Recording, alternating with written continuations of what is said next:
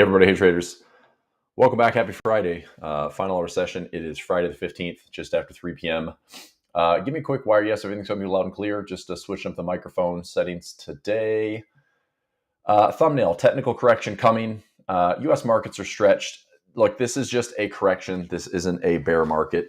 I've talked about the potential melt up. I was just listening to an interesting podcast that, look, this time of year, between February to April and typically August, September, October, we usually have the markets hiccup. We usually have the markets pause. We usually have the markets pull back. That's typically a pretty big window. Fed's, baking in, or the market's baking in a Fed rate cut on September 17th. So I just think it's the window to expect a little bit of pausing, a little bit of possibly melting up, but this like 6,500 zone seems to be a pretty good call wall. We sold off of it today and grabbed some nice profit this morning on daily profit play. I'll continue to do that. I mean, honestly, until we get like a 3, 4, 5% correction, until I have a minimum pullback of prices retesting a 50-day moving average.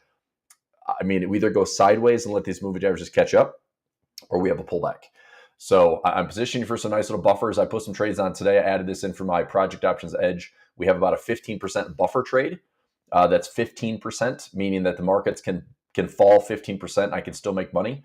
And so I'm putting positions like that in for income. I'm actively trading every single day with daily profit play, and members will continue to see those trades play out, day to day and week to week. So we'll talk more about that. Rev says, sounds good. Okay, good. Thank you. Thanks for confirming. And so far for the week, I mean, overall pretty good. Netted some profits on daily profit play. We went 11 for 12 this week. Took a nice little winner on double ups today with the SPY. One winner was 150%.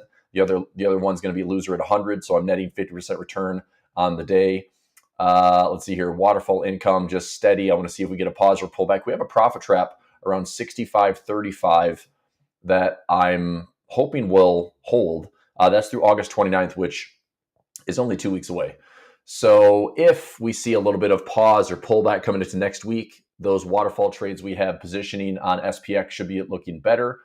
Pinch Point had a nice week as well with a couple of winners, and just a nice little week overall. I hit fresh all-time highs in the portfolio for the year, just down a little bit off that. I'm still up 8,200 for the day, but it was a pullback day yesterday. So 427 is my new high for the year. I'm at 409, just with some oscillating positions. So I'll continue to monitor that. I do have some exciting news for next week. Next week, I'll be talking through, typically you show up to my daily profit plan. We're live every single day, Monday through Friday, 9 a.m. Eastern time. So show up and trade with me. It's free for everybody to just join the live sessions. If you want my trades, my services, my live trades, then join one of my services. Macro Monday, Technical Tuesday, Watch List Wednesday, Trending Thursday, and Fast Money Friday. Fast Money Friday was indeed that. We grabbed some profits this morning within probably the first hour of trading. And next week, I'll be highlighting my daily profit play as I trade in the daily profit plan every single day. My waterfall income, I'll be talking about that all week. And we're going to have a 3-day masterclass workshop as well on Tuesday, Wednesday, Thursday. So a live session with me to take the trade on Monday, Tuesday, Wednesday, Thursday, workshop to work out why I take the trade that I take every single Monday. And then we'll continue to just find good trades on my other services. If I've got them, I'll find them, right? Pinch Points always feed me good trades. Double up. I'm looking for SPY, Qs, or Mag 7s. Crash insurance, I think this is probably a great time to be long volatility. In timeline, probably going out to the end of October or into November to get some time on it. Insurance is cheap. Okay, so nobody wants to pay for it, but I'm telling you, if the market has a 5% correction or has a 5, 8, 10% correction, you're going to be thankful that a little out of the money, inexpensive put that might cost you less than 1% could pay you 3, 4, 5% on your account. It just helps offset some of the gains or the hedges. So timing wise, again, we have Jackson Hole in a couple weeks. We have NVIDIA earnings in a couple weeks. Earnings right now, that's kind of the tail end of earnings. So this market's been kind of priced to perfection. NVIDIA has to blow out earnings in a big way. It probably can, but I wouldn't be terribly shocked to see NVIDIA earnings do something similar to Microsoft, which is the market gets super jacked about NVIDIA earnings and then rallies up only to fade. Look, if this happens on NVIDIA, okay, if this happens on NVIDIA where we blow through earnings and then we fade back down, Microsoft's down 6.6%. If NVIDIA does this all by itself, it's 8% of the S&P. Based on market cap, it is 8% of the S&P. Okay. So if we have a 6% drop on NVIDIA, that's going to pull the markets probably 1 or 2% lower. I wouldn't be surprised because of the leverage that's with NVIDIA and all the single leverage ETFs and things like that, or the single stock ETFs that are levered 2-3 times. It wouldn't surprise me if any type of like blow off move that then fades is going to be, pulling the markets back. And again, where to? I see this 6,500 zone acting as pretty firm resistance at this time. We've seen this like massive call wall lining up here. This is through just today. Let me go to all expirations here. And let's see if I can find it on this chart. Let's go 0 DTE today. Right here, like this 6480, 6485, a big ceiling. So I'm looking for, this is negative gamma at 6475. Price is slightly below that. We have lots of positive gamma as well at 65.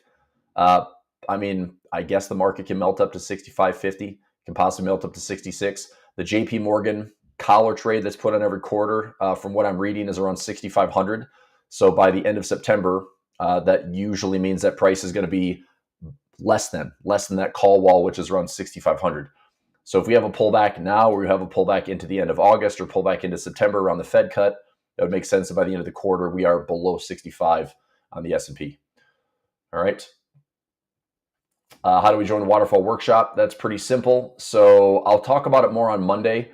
But if you'd like to join me for a class on Monday, I've got a webinar that'll run Monday morning, and Monday at 12:30 p.m. Eastern time, I'll be in the Waterfall Income class. And then the 3-day workshop, I'll run that Tuesday, Wednesday, and Thursday.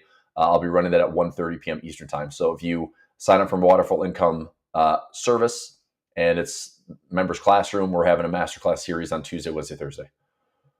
Okay. All right. What's up, Donna? How are you? William, nice to see you. Okay. So let's go back to the screenshot here. Technical correction coming. Pretty simple. Look at a lot of the conditions. Overbought with divergence. Here's SPX. Overbought with divergence. Here's SPY. Overbought with divergence. Oops. NASDAQ. I'm really surprised we didn't print overbought with divergence yet, but we've got to be freaking close with my subgraph. Let me bring up another chart here. Cleaner. Oops, I want to go harmonics and pivots. Harmonics and pivots. Right here. So the Dow, let's go to QQQ. Okay. So the only reason we're not seeing this indicator that usually prints like I have here on SPX, this indicator is when I have the relative strength 14 period, relative strength 21 period, and momentum disagreeing with price. So price is making higher highs, momentum is not. In fact, it's divergence. And price is making higher highs at overbought conditions with divergence. So I go to this subgraph, which I have used my entire career, trading kind of high probability tops and bottoms, or at least incoming corrections. And the NASDAQ has made slightly higher highs, but we have momentum disagreeing. We made slightly higher highs. We have relative strength disagreeing. The only way that this isn't printing the indicator that I like to see is because we are no longer at the 70 plus like we were here. Okay. But it is, as close as I can get without printing this indicator, I'm showing hidden bearish divergence on this market. Okay. We did have a blast off on the Dow today, thanks to UNH. United Health Group, which has been just beat down and trash. It is revealed that I believe Michael Burry and Warren Buffett started to buy. And so whether they bought this bottom here at 250, took advantage of this stock being beat up. Fair market value on this thing is back up into like the, thousands maybe. Let me check this thing. It's kind of ridiculous where this is at. In fact, I think I just passed a headline there for Buffett. Let's go to UNH. So, snowflake analysis is pretty solid, way below estimated values. Only 11 times earnings right now. Fair value at 867 is trading at 3 and change. I've got a ratio spread of 260 or 270 by 260 ratio spread. That was down $1,000. Now it's down $100. Price is back up to 305. I mean, a little bit more time. I'm collecting on that trade $6.22. I just put in a take profit today at $1.22. So I'm looking to make $500 out of that max 622. That's in my project options edge. I've got that position on, I think, 6 portfolios. So, I mean, that would be a nice little $3,000 of profit if we just stay above 270. There's also a bonus trap at 270. So if it gets to 270 into the 260 zone, for every dollar, 269, 268, 267, 266, so on, for every dollar to the downside until we hit 260, I get a $100 bonus. So, I mean, the easy trade is just stay above 270 and I'll keep $622.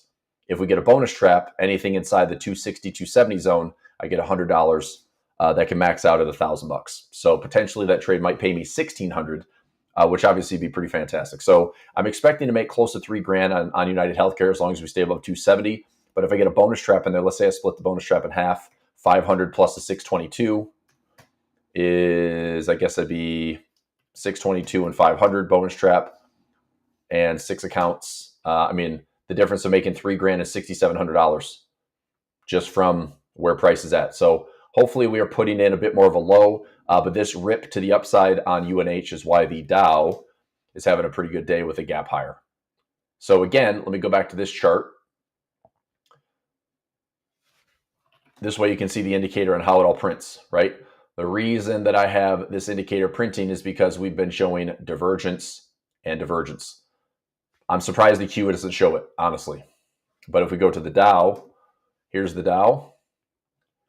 So we have slightly higher highs in price, definitely disagreeing in momentum and disagreeing with relative strength as well. Technically speaking, I think we're due for a correction. Okay.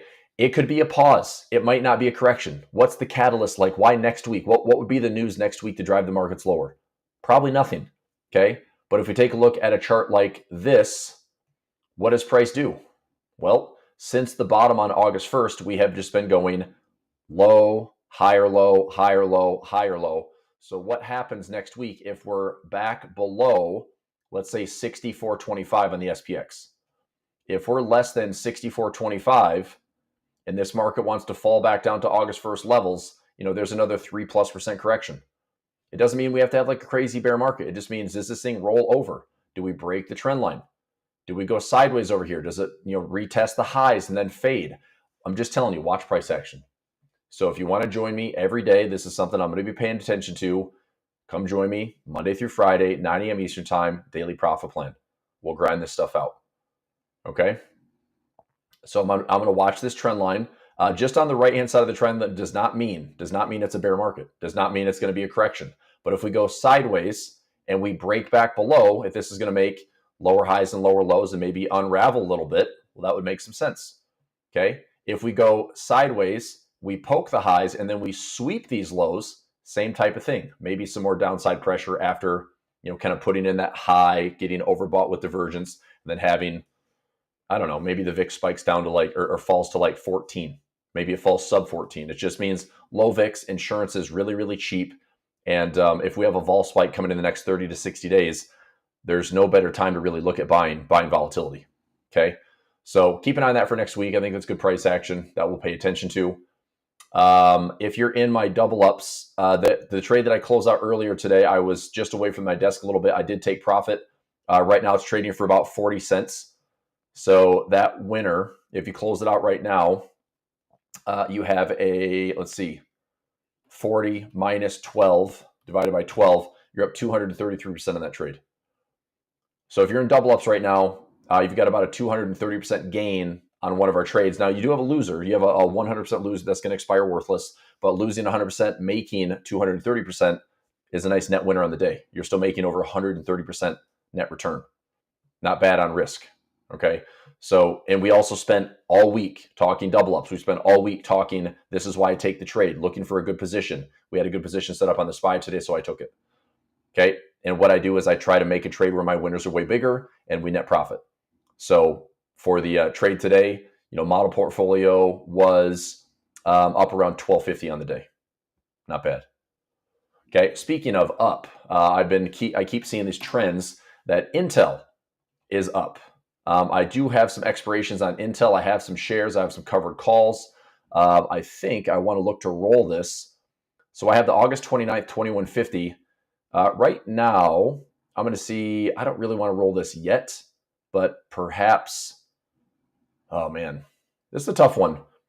So if I roll it out in time, do we stay above 21 and change? I mean, obviously at this point, it's like I'm already behind by $3. Like I've got a 2150. My break even's like $17, $18. So I'm up like $3 credit. I mean, I can go to my break even here on my tracker, Intel. So I've got a break even at 2051. I've got a break even at let's see here. What else? I've got a break even at 1905, 1959, 20.43, 20.96. It just became an income trade. So I've got anywhere between like 100 to 500 shares on Intel for some of my accounts. So it wasn't the intention of like, I'm going to get Intel and just hold this thing. I'm not. I'm just going to buy shares and sell calls, in between 50 cents to $1. I'm going to make income. But if we're going to stay up here at 24, I can certainly roll it out a little bit longer. Let me see if this is worth it. If I rolled 2150 out another week or two. So if I roll this out by, let's say, the end of September, so I can go to the 26th, I can keep the strike at 2150. I can grab an extra 30 cents or so. So is that worth it to add another 28 days to this to grab another 35 to 40 cents? Well, if I do that across the board on how many shares, Intel across the board, I think I have over 1,000 shares of this. So Intel here, 1, 2, 3, 4, 5, 6, 7, 8, 9, 10, 11. So if I grab an extra 35 cents times 1,100 shares, I make an extra $385. So is it worth it? Sure. I could also wait until this gets closer to the end of the month and just roll it with, I don't know, I guess it depends on if price keeps going higher. It gets harder to roll it if price is going higher, although I can still turn it into like 20, 25, 30 cents income. It just depends on what the window looks like. So I think I'll just revisit this one next week for possibly a roll. IBM, fine. Intel, fine. All right, so there's that. Thoughts on Bitcoin? I mean, I like it. I think after we cut rates, I mean, Bitcoin is just kind of doing some self-fulfilling stuff, right? It's been prophesized that Bitcoin is going to be this amazing asset going to $1 million. Well, as a trader, I look at it like, look, since $20,000, since $50,000, since $100,000, if Bitcoin is going to go to $1 million, this asymmetry trade, right? So I know the upside potential. I know the downside risk. It's a fraction of my portfolio. Bitcoin to me is hold, manage your position, lower your cost basis, don't cap the gains, and see if this thing can kind of run unleashed. The problem now is it's so attractive for yield that with what the financial engineering that MicroStrategy is doing, it is suppressing volatility in a big way. So selling calls on Bitcoin is, I think, a big reason that the lid is staying on here. We're not actually gaining to the upside. There's a very strong correlation with Bitcoin. If we go year to date, okay, let's go for the 12-month candle. Year to date Bitcoin, we're still outperforming the S&P and outperforming the NASDAQ by a long ways. We should be up like, I don't know, 20, 30% right now. Bitcoin's up about 25% for the year. Okay, S&P is up 10%, NASDAQ up 10%. Okay, big whoop. So it's outperforming by over two times, right? But with all of the, creative, like I said, financial engineering, creative ways that people are using Bitcoin as a high yield instrument, I think like constant, like positive gamma, constant call walls are preventing like the blow off top, which in a way is fine. I just think that longer term, what makes Bitcoin attractive? It's essentially this big hedge against fiat. It's a big hedge against global debt, which we know in the next 12 to 24 months is $40 trillion that has to be refinanced. So if the Fed cuts rates and we see inflationary pressures, it should help Bitcoin. There's scarcity. There's only 21 million in circulation. At some point, they're going to be mined, right? And then what happens? Then it's going to be the game of derivatives and who has the most and who's willing to sell at what level and who's going to buy up more. And, it's a weird like game theory that could happen. So like I said, if the optimism, and this is what I've said the last couple of years, like kind of gaining more traction on Bitcoin, is I would love for Bitcoin to serve as a kind of like the catch-up trade for anyone that's not been participating in these markets these last like 5, 10, 15, 20 years. Seriously. I mean, if you can like dollar cost average into something that has been averaging about 40 to 45% returns per year, nothing can compare to that. And yes, there's volatility, and yes, it's not perfect, and yes, it's not foolproof, okay? But if it grows from $117,000 spot price to $500,000 or to $1 million, that is whatever you're willing to invest in this as risk capital. If this thing goes to $1 million spot price divided by the 117 it's at right now, that's 8 times your money. So if I can afford to risk $10,000 on Bitcoin, I can make 85 grand whenever that price is hit, and hopefully it's not 20 years from now. Hopefully it's 3 years from now. Hopefully it's 5 years from now. Hopefully it's within 10 years from now, because that's a far better return than you annualized 8% of the S&P, right? You go, 5 years out S&P at 8%, you're making a little bit plus taxes, plus, lots of purchasing power, plus everything else. I mean, you want something that's juiced. You want something that's 20, 25, 30% a year. So 8 times your money sounds pretty attractive. It's an asymmetrical trade. That's why I'm in it. But it is a allocation. I'm not all in on Bitcoin. I think we have an exciting, time ahead. I think more and more it's getting widely adopted. It's becoming more mainstream. But like I said, leave it to Wall Street to create all these layers and all these complications and all these sophisticated ways to exploit it and try to take some credits from it. All I'm doing personally is trying to benefit from the spot price. So I'm in IBIT and FBTC because those are ways you can trade ETFs that just go with the spot price. So if you look at this chart of BTC, look at this chart, compare this chart to FBTC. It's almost identical. Compare that to IBIT. It's almost identical, right? That's what I want. I don't want MARA. I don't want the miners. I don't want the, riots and the other crap that's, I don't know. If it doesn't look like the price, I don't want it. Same thing with gold. If I'm going to trade gold, I want the spot price like GLD. This is GLD. This is gold. It's the same chart. This is SLV. This is silver. It's the same chart. So if I want to participate, again, I'm paper trading, meaning in my, I basically hold like trust that I benefit from the underlying assets appreciation. So I own shares of SLV, I own shares of GLD, and if the spot price of silver and gold goes up, I can make money. If the spot price of Bitcoin goes up and IBIT appreciates or FBTC appreciates, I can make money, right? So I don't care about all the stuff that's going out there, like MST, RY or MS, I don't even know. There's like 9 things that Michael Saylor and his, team have created. I don't care. I know it's attractive to get like a 9% yield and still have upside on MicroStrategy. It's just, it's nothing revolutionary. This stuff's been done by Wall Street for decades. But I don't want to use Bitcoin as that type of like yield mechanism. I want the price to go up and appreciate over time and hopefully do so faster than what the market can suppress.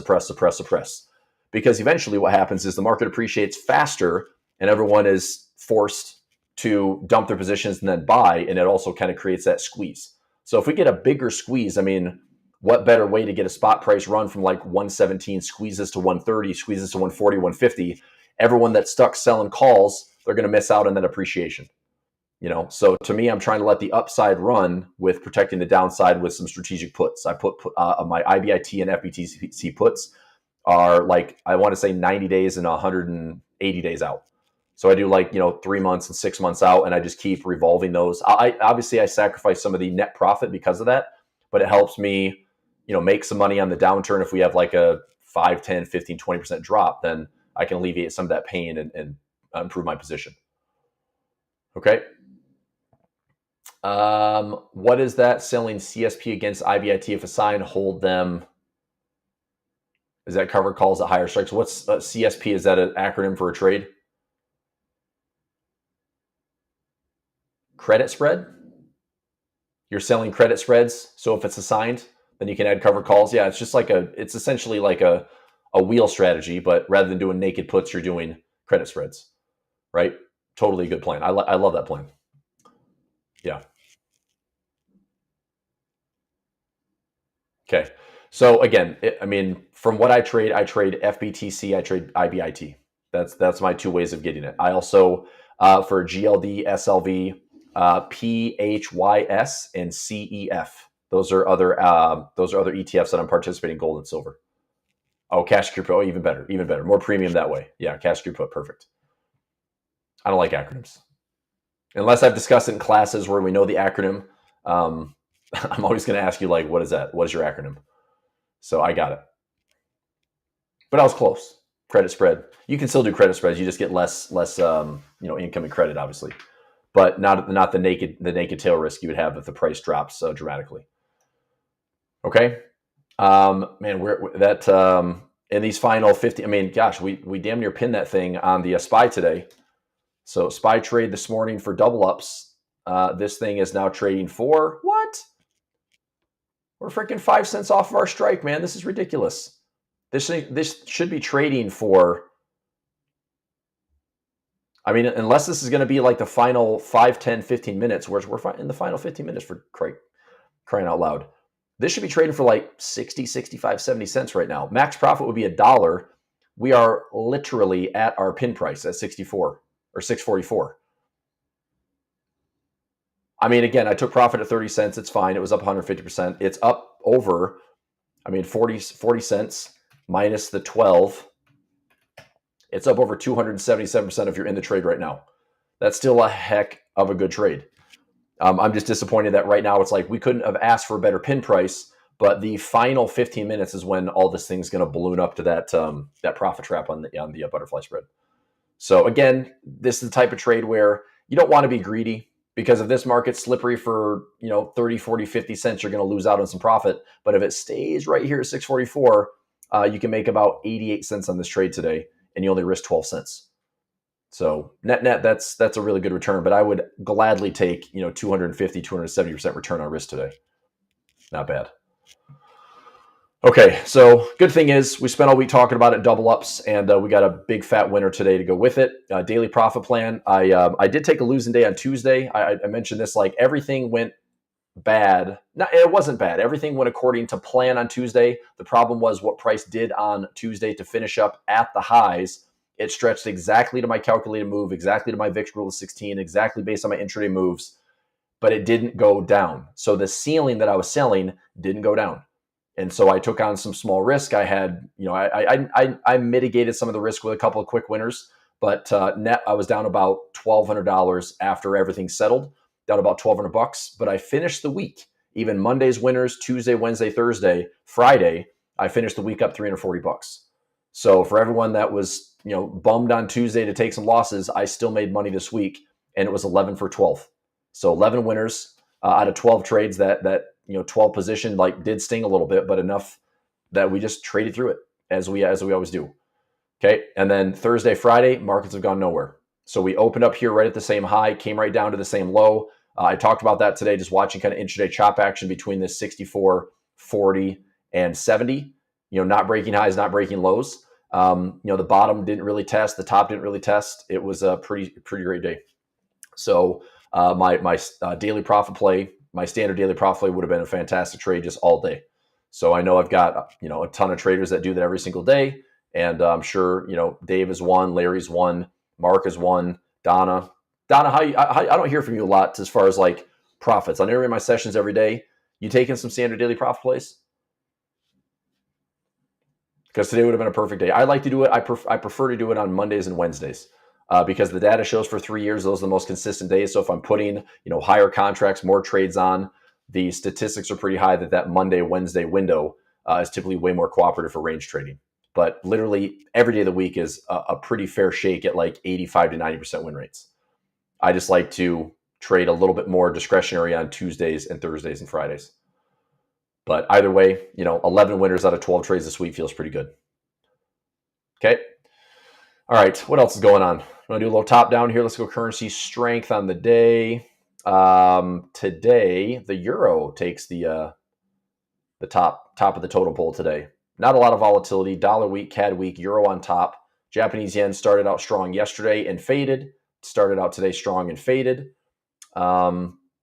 Yeah, we'll see. I mean, nothing crazy as far as volatility goes.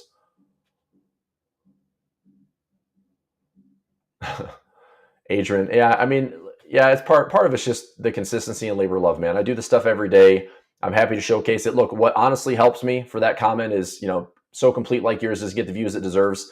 I think a while back it's like, and I got into the I don't know, the garbage of what was it? I think I was doing like Google ads and trying to, beef up my channel a little bit. What ended up happening is I got like, 20, 30, 40,000 views on a couple of videos, but I had 0 likes and I had 0 comments. And I feel like my channel just like lost its traction. And it's just been like, okay, I can either start a channel from scratch again or maintain the integrity that I do, take full control of it, stop throwing fake money at it for bots and fake followers. And I think that truly I have like 95, 9,600 real followers. So when I'm in a session like this and I get 300, 400 views a day, if you like the video, this gains popularity. And I think YouTube will pay attention to that. So the best thing you can do, and this goes for like anybody out there that you follow on YouTube or anybody that you care about their content, like their content, that stupid little thumbs up button makes all the difference in the world. So if you are watching this video, if you're watching any of these sessions every single day, I would love nothing more than just that little half a second, click that thumbs up button and just saturate the algorithm with support and likes. Because if you can do that, all of a sudden my channel pops up in like the thumbnails on the sides and it gets out there because I'm live all the time. I'm posting videos every day. It's certainly not for the lack of effort, but it's, you kind of got to catch fire and get lucky and optimize everything. It's like, it's fine, but I'm more long form content. I do market commentary every day. We run live sessions and I kind of want to do YouTube my way. I don't want to have to do like exactly 10, 15, 20-minute videos and get it perfect for optimization, the YouTube algorithm and people that, don't have an attention span that goes more than 5 to 10 minutes. And like, that's great if that's all I had time to do, but I'm trading. And so if I'm trading for this final hour, I'll showcase it.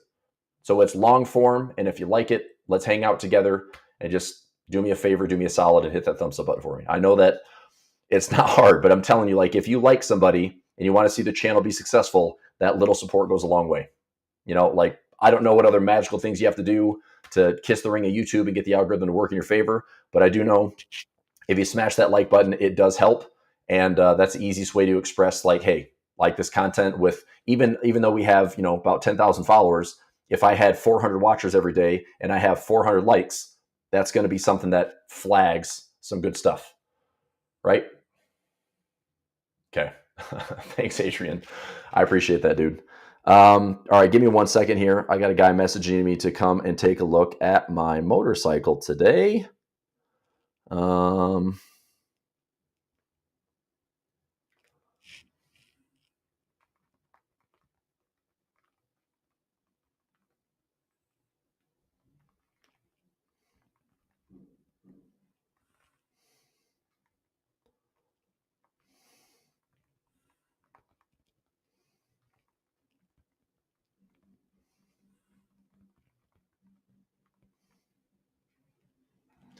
Okay, give me one moment here.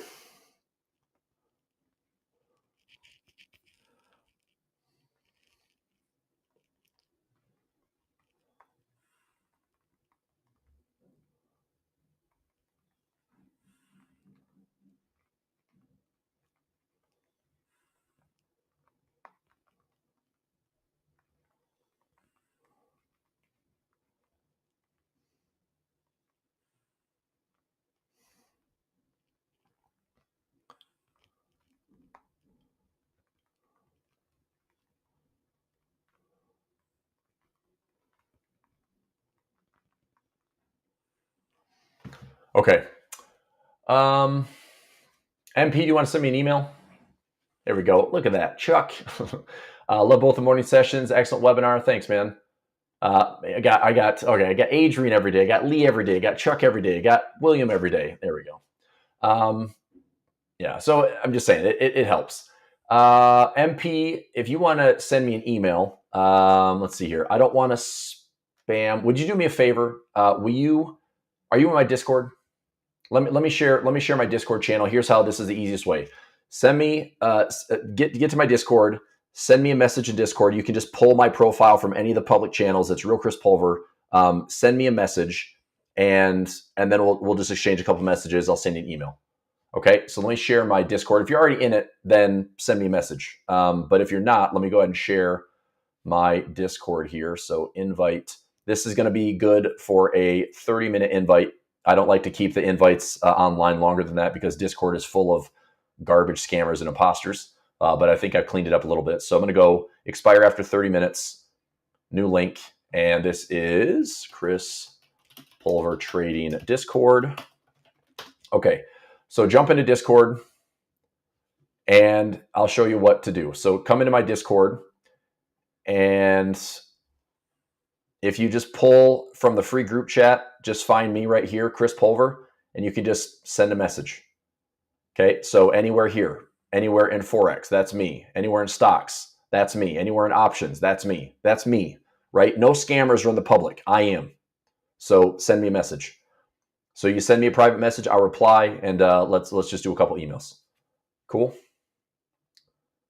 Got it. All right. Rico, I'll answer that offline.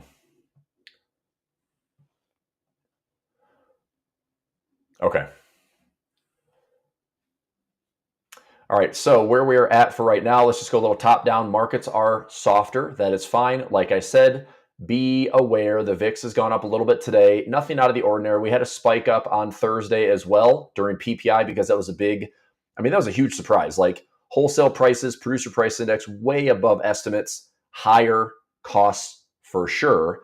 The question now is, will businesses try to pass it on to consumers? And are consumers gullible enough to pay for higher prices? Because as a consumer, you still have the power of choice, right? You don't have to buy stuff. I understand that stuff has gotten more expensive, and fixed expenses have gone up. Case in point, I swear, like car insurance seems like the biggest freaking scam in the world right now. Health insurance, probably the same thing. But car insurance, I was rocking like a $90 policy coming from Michigan out to Utah. I had to get a Utah policy. That thing jumped to have the same coverage. It jumped up to $300 a month. I'm driving less than I've ever driven before. I drive like twice a week. Okay. And my policy tripled in cost. And so I went in, I talked to Progressive. I've been with them for like 15 freaking years. And they don't really give me any special privilege. It's just like, oh, well, if you bundle in this and maybe we can save you here and we can give you the snapshot app and blah, blah, blah. Well, I basically gutted all my coverage to just get my cost down to like $120 a month. So it's still more expensive, but I've moved a bunch of this coverage. I'm paying $120 a month. I just got to notice it's up to $185. What the F? Like, I didn't do that, but somehow in my area where I live, there's more claims and all of a sudden my freaking car insurance goes up again. Like, I don't get it. It's like, it's just criminal, So my fixed expenses, like the necessity stuff like that, it's like, that's what's frustrating is you don't really have freedom of choice when it's like fixed expenses, right? But you do have freedom of choice with how often you go out to eat, what you're buying at the grocery store. Are you food prepping? Are you not splurging on stuff, right? I literally went back and forth for the last few weeks. It's been an annoying journey for me to like try to find a motorcycle. I finally got one that I really like at a price point I'm really happy with. And yeah, I'm keeping it. But I was like willing to spend a little bit more, and I drove all these motorcycles, and I've had a bunch. This is like my 7th motorcycle. I actually have 8 technically because I have 2 in my garage. One of them I'm going to sell. But it's a price point where I can always kind of get what I paid for it. Like, it's just kind of always been my budget of like, never buy a new motorcycle, never go to a dealer, always just meet people that have had bikes and their toys and respect the fact that it's like, yeah, they preserve value. They're fun to drive. And so anyway, hopefully I've got a guy coming today to buy the one that I want to sell. And then the one that I just picked up yesterday, I can keep for a while. And hopefully snow doesn't fly until like late October. So get a few months to ride it. I'm going to try to take a trip tomorrow to Park City. So it'd be fun mountain driving. But anyway, all right, I digress. VIX, it's still cheap to hedge. Okay. Actually, somebody contacted me today, Jeffrey in Prosperity Pub contacted me with some of these crazy puts right now in the futures market. If you go to Monday, I thought this is interesting. I thought we'd look at it. Go to like Monday, Tuesday. in the futures market, going down and selling some puts, you can go way, way, way down here to like single digits. Okay, if I did like a 58.50 naked put, for a margin account, it only cost me $1,200. Now, if I'm right on that trade, I get paid. Yes. What? 250. Oh, that's not what I wanted. Let's see what 5,900 looks like. Maybe I got to go to like 59.50. Let's look at the deltas here. 59.50, 5 cents credit. Well, that's not as cool as I thought. Unless I'm going to scale this beast up. But I'm probably not going. I'm not going to take this trade. I just thought it was kind of like an options glitch. You see, like, look at the size of some of this open interest. This is literally an expiration on Monday, okay? Look at some of the open interest that we're seeing here all the way down. And again, open interest is you could have buy puts, you could have sell puts. It doesn't really matter. You're just seeing some huge order flows even all the way down. Let me see if we have any in the 1,000. Look at the 6,100. 6,100 is a 20 delta, whether it's a buy put or sell put. I mean, percentage-wise, moving down to 6,100 is quite a ways lower. So if we go to ES for futures, and let's say we were to drop by Monday, which is a huge collapse, obviously. If we dropped all the way down to 6,100, that would be a fall on futures of, we'd have to have almost a 6% sell-off in a day, in a weekend, which could it happen? Sure. Your Friday to Monday, your Friday to Sunday, it happened last summer when basically the Bank of Japan was deleveraging and we had the Sommerl activated, the markets kind of crapped its pants for a weekend. It was down like 4 to 6% on a gap, but it was bought right away. So point is, I mean, you could exploit some of that probability that we're probably not going down that far. I'm just surprised that you're not making more credit on that trade. So if I get like $15 or 15 cents credit, yeah, I'm not taking the trade. That's a lot of open interest to be, a 20 delta move for a weekend. Okay. All right, what do we have here? Donna says quality and price, no choice necessities. Homeowner insurance charged me additional $4K out of the blue for a wildfire in California, and I live in New York. Oh my gosh, Sean, that's so ridiculous, man. Like, doesn't that seem criminal, right? Like, we're talking about privatizing insurance. It's like, that's nonsense. All right. Long live Warren Buffett. Yeah, it's nice to see Buffett come out of the woodworks every now and then, right? He's been a net seller of Apple, net seller of Bank of America. He's sitting on the sidelines, missing out on this rally. From what we saw, he didn't really buy the SPY during the April sell-off. He thinks based on the Buffett indicator with earnings evaluations over GDP that were like way overstretched. And so I think Buffett's just going to sit on the sidelines. But UNH, with strong fundamentals and being 60 to 70% beat up, not a bad way to time it, But curious now, like, how long does he hold it? I know him and Munger were for many, many years. It's like buy and hold it forever. That's kind of their mentality, So anywho, UNH has been good. Hopefully, this is the trade that I have running. So UNH, I'll just show the whole portfolio here. UNH ratio spread. Oops, where'd it go? UNH. So my ratio spread, I pulled in 622. It's only down 190 right now, 188. Yesterday it was down $1,000. So this was a $1,200 drawdown. That's now down less than $1,000. And again, time is my friend here. If I've got price that stays above 270, I'll make 600, 600, 600, 600, 600 and change. If it's in between 260, 270, that is a profit. If you're familiar with the ratio spread, I love me some ratio spreads, and they look something like this. If price is right here at 305, okay, and I have a 270, and I have a 260, and I'm getting $10, my risk on this trade is way back here.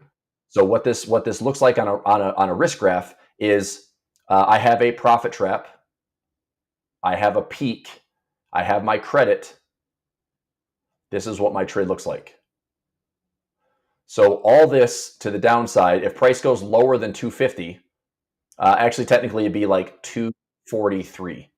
All my risk starts on this trade at 243. Okay, so I'm giving myself a good $70 buffer right now, which I'm pretty happy with. Okay, so 243 is my risk, and I'll paint this red. And this would be a good little example of, and I'm hoping that I can pull a YouTube short out of this, but kind of explaining a ratio spread. What I have on the trade is this trade is offering me $6.22 credit. Okay, and all I need price to do is stay greater than 270. Greater than 270, I'm going to make $6.22. Okay. In between, if it's greater than 260 and less than 270, so if I go greater than 260 and I go less than 270, that's actually my profit trap. That's this guy right here in green. I'll highlight this. So my profit trap would be from 270 to 269, 268, 267, 6, 5, 4, 3, 2, 1, 0. This would be the 260 pin price at the very, very top.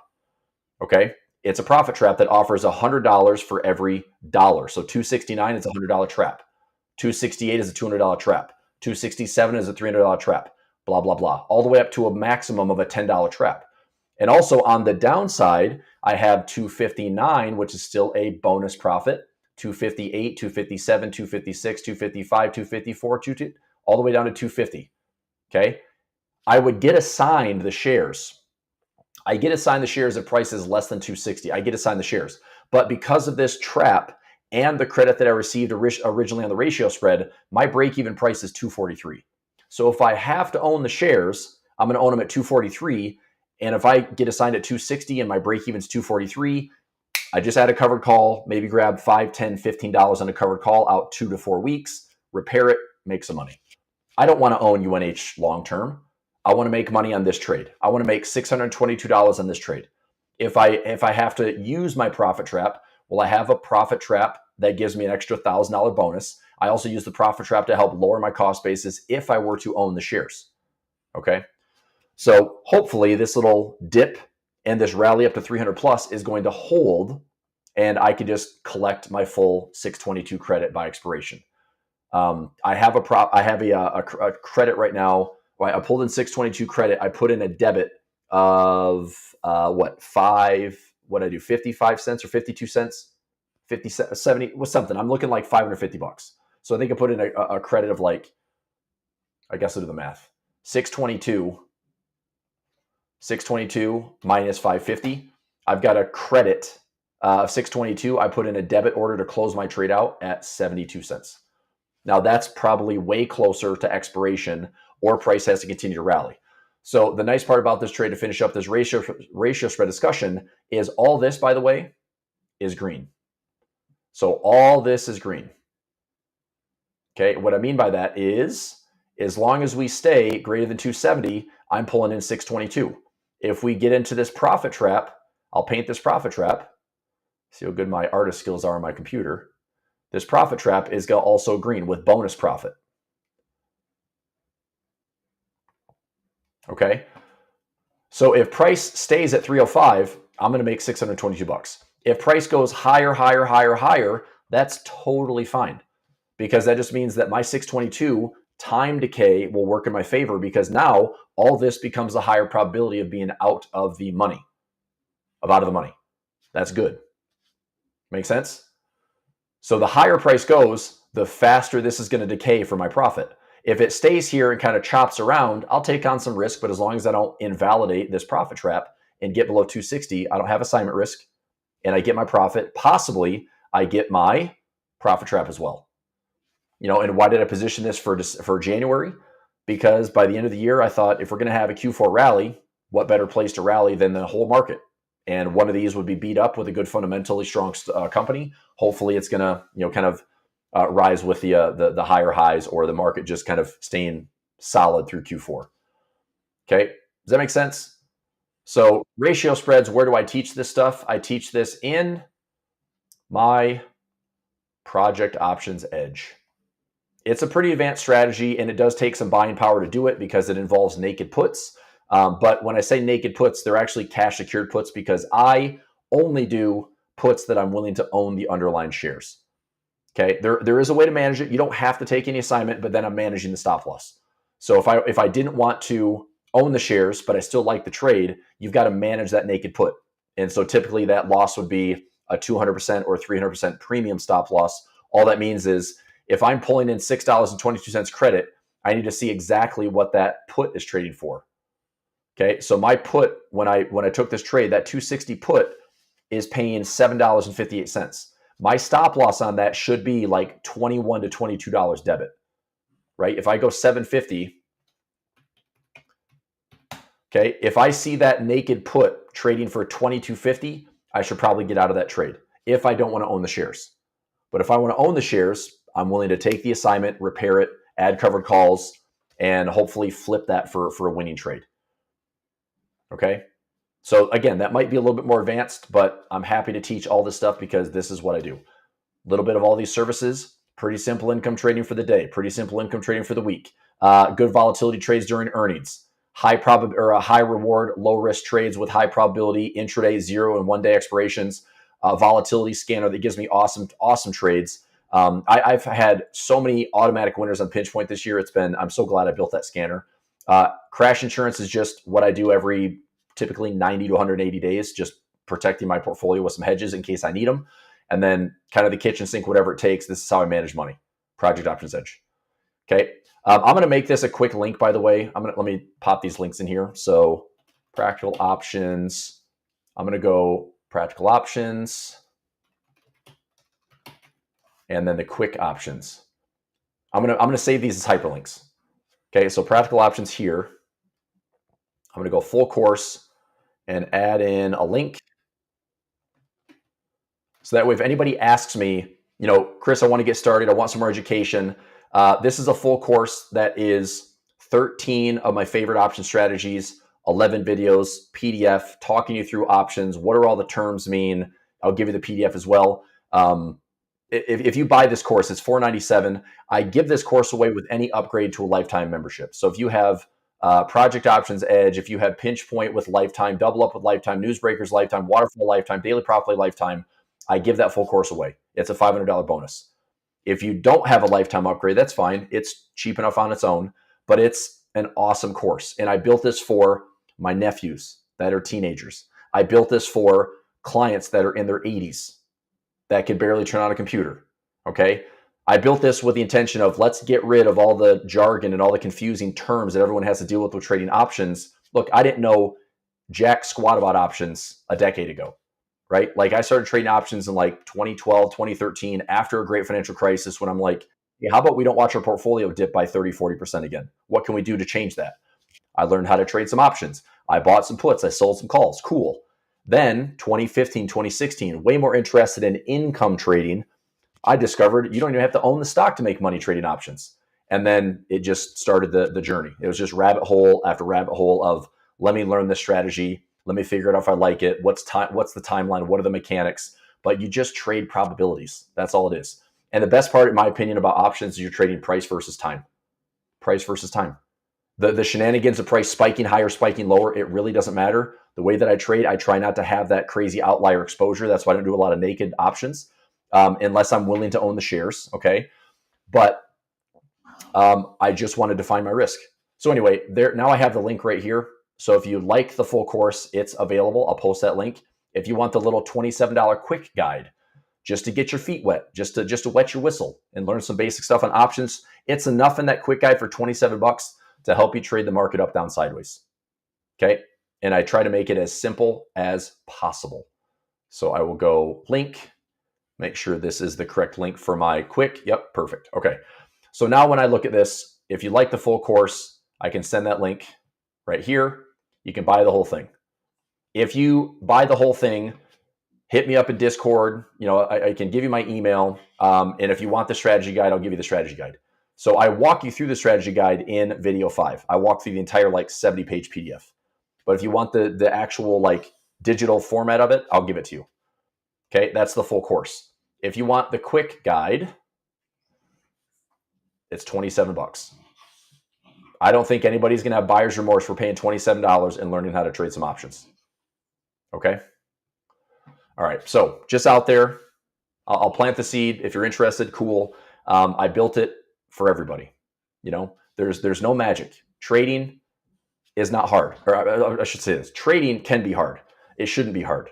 Okay. Learning the terms, learning the process of placing a trade, buying a call, buying a put, creating a spread trade. Again, I say stuff like this and it's like, what does that even mean? How do I navigate my broker platform? I have videos that do that. You can go through my YouTube video. I've got how to navigate a broker platform. I did it in FOREX. I did it in options because they're all the same. Like option chains for the most part, broker, they're all the same. Okay. But actually looking at a chart and realizing if I do this with a trade, what does it mean? Where do I make money? Where do I lose money? And understanding that stuff. Okay. All right.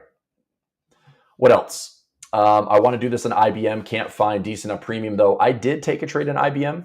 I believe I'm also in a trade. This is Project Options Edge for IBM. Where are we at? IBM. I've got the 215. Yeah, it's a ratio spread here, 215. So I did the 215 by 210 for 226. So we're trading at 239. Looking out to December. Right now it's sitting around that 20 delta. So there is potentially an assignment risk on IBM for me. But again, if I'm going to take assignment, I wouldn't take on any assignment until shares would be at like 210. And also, if it's 210, I get a $5 profit trap and I take the 220 credit.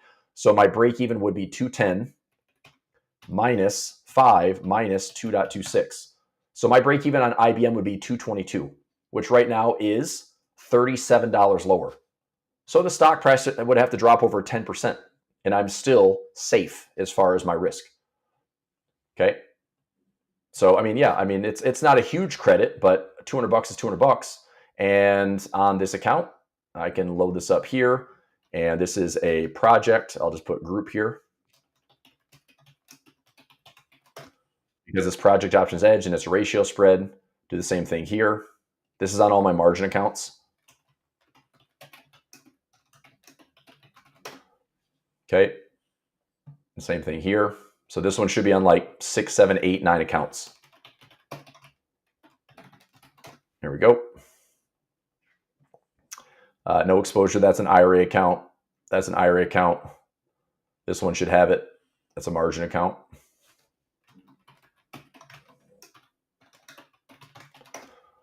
And this one, no exposure. This one should have it.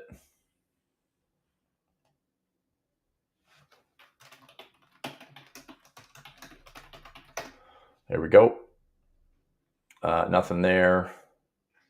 Nothing there. Nope. Nothing there. These top ones are some newer accounts that I've taken in the last month or so. Let's go group.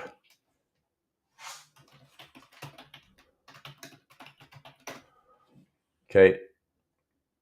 Same thing here.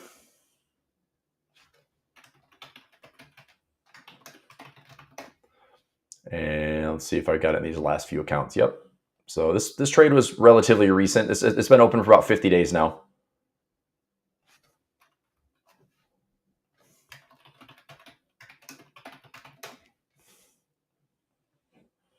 No exposure there. These last two are pretty new accounts. Yep. Okay. Okay. So now when I look at the positions, it should be all labeled for Project Options Edge and ratio spread. There we go. So if all goes well on this trade, that's 1, 2, 3, 4, 5, 6, 7, 8 at 220. So 220. So I make 1760 in income, never have to take any shares, just a little income trade. And I'll do that thousands and thousands of times. All right. Would you consider doing a new ratio spread if you didn't own one? Sure. Let me take a look at the option chain and see. I'll go back and this will be it. I know we're going a little bit over time today, but we're at 240. I look at this as the reason I chose IBM at the strikes I did. And now that we're down here is, this is an April low that I think would matter. So between the April low and potentially the 24 low here, if I could own shares under 210 or own shares around 200, I think that for the price to fall, look at this thing in a trend. It's been trending up for the last several years now. This is like 2023, right? So we've got almost 2 years of trending up. Question now is it going to close back above and resume the trend? Well, if I just do an income trade here with a ratio spread, I never have the ownership. I pull in the credit, and I can still make a nice trade there with some room for error. Okay. Because clearly there's a reason, like, why is IBM down compared to NVIDIA at all-time highs? Why is IBM down compared to, Meta, Microsoft, Google, and Apple that have been ripping lately? There's something up with IBM, but all I need to do is stay out of the way. So would I like the trade? Sure. Let's go out like, I kind of like November, December, January, because it's end of the year. We typically have some animal spirits getting lifted there to finish the year out strong. So December 19th or January, if I did like the 200 by 195, I mean, honestly, like, I like that trade. There's about a 90% chance of profit. I still get over $2 credit. This one's $1.95, a little bit less, but now I just increase my probability of profit to 92%. Okay. Would I be willing to own the shares? Yes. If I own the shares, I'd own it at 190 minus 5 minus 195 or $2. So it'd be 185 minus 2, 183. I'd own shares at 183, which is way below current price. So if you're looking for income, that's not a bad trade, right? But is there assignment risk? Yeah, you've got about a 10% chance of assignment. So either you manage the put side of this thing, where if it goes from $3 credit to $9 debit, you want to get out of the trade and dump the position to take a $600 loss. Fine, don't let it get worse. But if I'm willing to own the shares, I'm owning the shares at like 188. I think there's a pretty good chance that if I own shares at 188, I can repair that. 188. I mean, this stock would have to drop another 21.5% from those highs. This would have to drop another, from top to bottom, we'd have to drop 36% on IBM. Anything is possible. There's always risk in these trades. But the odds of dropping that much, probably pretty slim. The odds of dropping another 21% over the next, 150 days, probably pretty slim. Based on the options price right now, based on the deltas, there's about an 85% chance that this trade will be fine. Based on the ratio spread, there's about an 89% chance this trade is fine. Again, all these things are very cool when you trade options, because I can see what I'm willing to risk. I can see what my potential profit is, and I just do the math. So I do like the trade, but I'm not going to take this right now because it's closing bell, and also I'm already in a ratio spread. But if I were to close out that ratio spread for profit, maybe I get back into another one. Okay? All right. Anyway, happy Friday. Enjoy your weekend. Let's come back and do this again next week. You want to grind with me next week? Show up to my daily profit plan room. Monday through Friday, 9 a.m. Eastern time. Come join me for Macro Monday. Waterfall income we'll be talking about all next week. I'll have a class on Monday at 12:30 p.m. Eastern time. I will have a 3-day workshop on Tuesday, Wednesday, and Thursday to teach the strategy and how we trade it. Cool? All right. Adrian asks, September, October usually bearish. Usually it's like August, September, October. That window is usually pretty bearish. A lot of people dump their crappy positions in September for tax loss harvesting. Seasonality-wise, the market's kind of on vacation through August, September, so markets can slip a little bit and hiccup. But if we can kind of survive like August, September, usually October, December, kind of bottoms in October, and then through November, December, usually pretty solid gains. Typical seasonality. So, all right. Everyone watching live, thanks for being here. If you're watching the recording, if you listen to the whole thing, great. Hit that thumbs up button for me. It's awesome. Have a great Friday. Have a great weekend. Bye. Take care.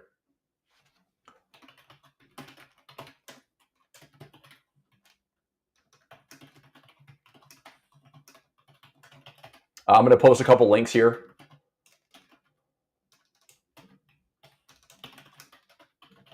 So live sessions, I've got a couple links to share if you'd like to join. I posted my Discord earlier. If you'd like to get some, get out of here, Copilot, SMS. I've got a couple ways to find me in the Daily Profit Room. If you'd like to join me, here's a couple links. So Daily Profit Plan. There's a link there to join me. And then my Telegram. If you'd like to join me here in Telegram.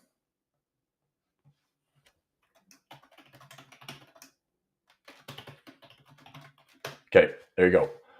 So hope to see you all on Monday. Have a great weekend.